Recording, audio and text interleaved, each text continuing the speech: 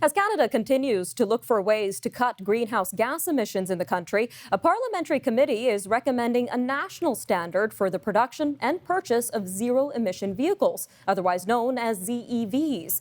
In a final report, the committee, tasked with studying how to incentivize the electric vehicle industry, recommends a regulation that would mandate vehicle manufacturers and companies to produce or sell a certain amount of vehicles through the use of credits and set targets. Meanwhile, the federal government says its $300 billion cash rebate program for electric vehicles has been very popular. So is the future of Canada's auto industry going to be fully electric? Well, joining us now to dig deeper into the world of zero-emission vehicles is Brendan Caldwell, Director of Caldwell Securities Ltd. Welcome back to Forum Daily, Brendan. Thank you, Nima. So let's start with this. What is the attraction around electric vehicles, and what are the economic benefits of investing in such vehicles? Well, the attraction is both emotional, psychological, status, and the pickup off of a stoplight is unbelievable. So it's a number of different things. With the Tesla and the other electric vehicles that are out there, you've got, it is brand at the moment. It's identifying with your values with the kind of car you drive. This has been going on since cars were invented. People go GM or they're foreign cars or a silver Thunderbird. But this is a little bit special in that if you're at this point in the market buying an electric car, you're making a comment about status and your position on the environment. But I think over the years that's going to change.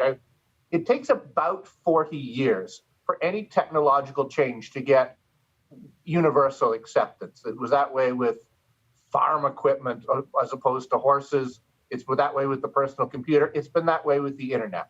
So I think it'll be a generational change, but a change is in fact coming. And it looks like there is a very strong push by officials to do this transition to fully electric vehicles. So Brendan, what stage is Canada at right now in terms of getting to this target? We bring up a couple of points, and if the subtle viewer would have seen me bite my lip.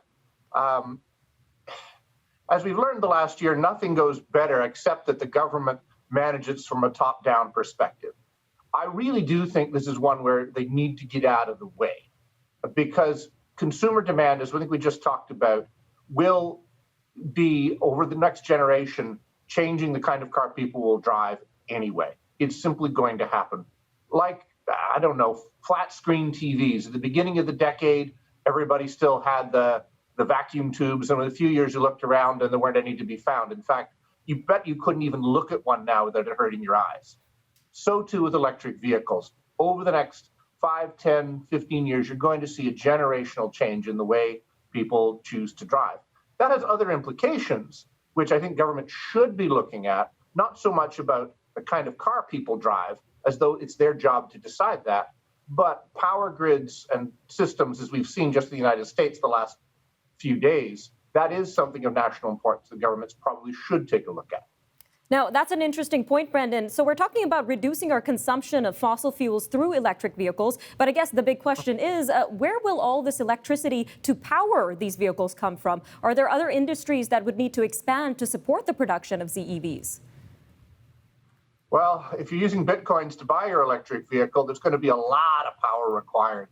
I think we've talked about on a previous show the fact that the generation of these cryptocurrencies takes a tremendous amount of power. I've heard estimates like it takes as much power as it takes to run Norway or Argentina.